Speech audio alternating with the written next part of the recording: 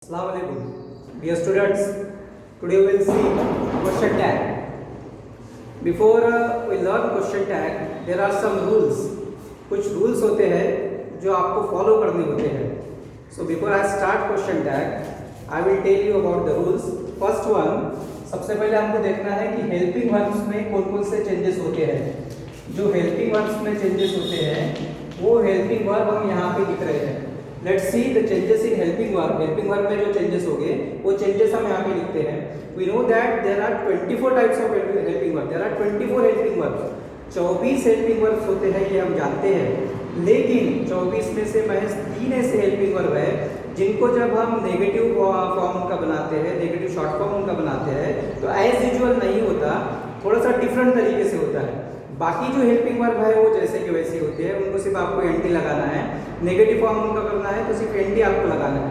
लेकिन 3 ऐसे helping verb है जिनको आपको जब आप एंटी लगाते हैं तो थोड़ा सा चेंज फॉर्म में उसका फॉर्म चेंज होता है. सो let's see these 3 helping verbs. उसका किस तरीके से होता है. एम का जो चेंज होता है, एम का जो नेगेटिव फॉर्म है दैट इज आरंट, वो आरंट हो जाता है.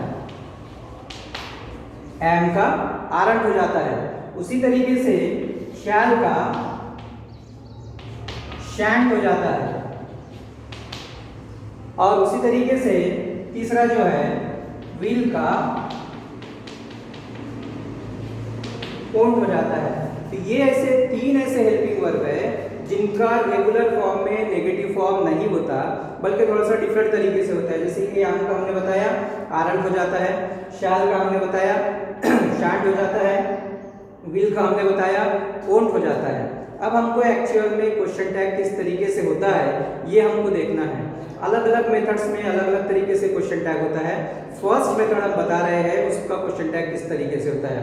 फर्स्ट मेथड में हम देखेंगे कि जिस सेंटेंस में हेल्पिंग वर्ब आता है उसका क्वेश्चन टैग किस तरीके से किया जाता है. जिस सेंटेंस में हेल्पिंग वर्ब आता है उसका क्वेश्चन टैग किस तरीके से किया जाता है, that I am going to teach you now. ये अभी हम आपको पढ़ाएंगे. So let's see that method.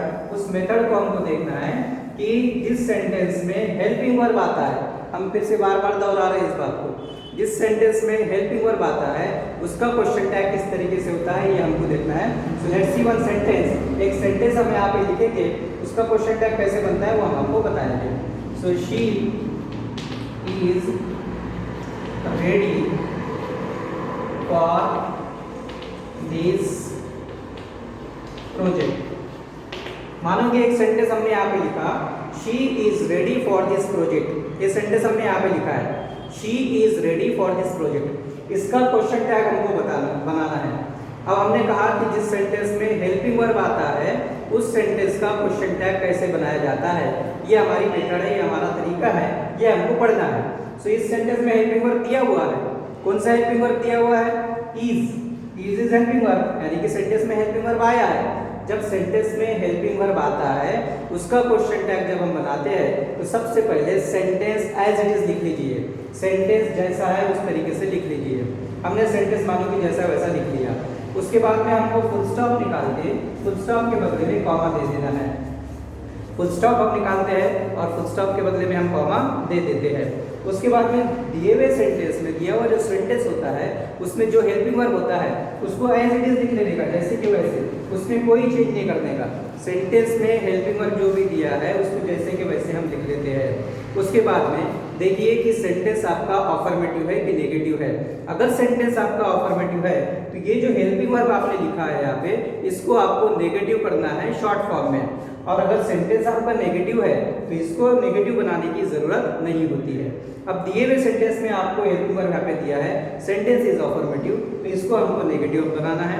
Negative जब हम बनाएंगे तो इसका शॉर्ट फॉर्म में नेगेटिव हमको बनाना होता है, दैट इज इजंट. एंटी हम लगाते हैं शॉर्ट फॉर्म में तो हो जाएगा इजंट. उसके बाद में सेंटेंस में का सब्जेक्ट आपको लेना होता है. जो भी सब्जेक्ट दिया हुआ है वो सब्जेक्ट आपको लेना होता है. लेकिन सब्जेक्ट लेते समय एक बात आपको ध्यान में रखनी है कि अगर सब्जेक्ट आपका नाउन है, सब्जेक्ट आपका नाउन है तो in place of noun you have to take pronoun. Noun है तो प्रोनाउन लेना होता है. But if the subject is pronoun, लेकिन सब्जेक्ट आपका प्रोनाउन है तो प्रोनाउन आपको एज इट इज लिखना होता है, जैसे कि वैसे ही लिखना होता है. यानी कि यहाँ पे आपको शी दिया हुआ है, शी इज अ प्रोनाउन, तो आपको यहाँ पे प्रोनाउन जैसे कि वैसे ही रखना है, शी ही रखना है। लेकिन अगर यहाँ पे आपको नाम दिया होता, मानो कि राहुल अगर आपके नाम दिया होता तो आपने ही लिखा होता, या जावेद नाम दिया होता तो आपने ही लिखा होता, या एक आधे बेजान चीज का नाम अगर दिया होता तो आपने इट लिखा होता। So according to the noun you have to use their pronoun, वहाँ पे आपको प्रोनाउन यूज करना होता है। And at last the most important thing is that last में आपको क्वेश्चन मार्क्स देना जरूरी होता है।